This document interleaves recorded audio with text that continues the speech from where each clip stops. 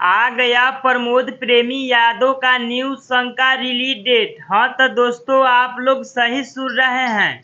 प्रमोद प्रेमी यादव का new song का पोस्टर को रिलीज कर दिया गया है।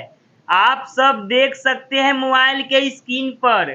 काफी जबरदस्त और बवाल वीडियो सॉन्ग होने वाला है। इस सॉन्ग का नाम है बेवफाई के अवार्ड लेके जा। इस सॉन्ग को लिखे हैं कृष्णा बेदर्दी, संगीत से सजाए हैं मनोज आर्यन। आप सबको ये गाना काफी ज्यादा पसंद आने वाला है।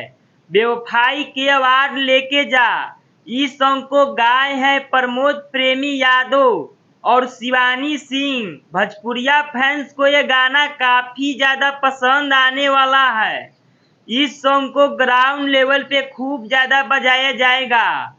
सैड सॉन्ग होने वाला है। बेवफाई के अवार्ड लेके जा, इस सॉन्ग को कल सुबह ग्लोबल म्यूजिक जंक्शन के यूट्यूब चैनल से सुबह में 7 बजे फुल वीडियो सॉन्ग में रिलीज कर दिया जाएगा।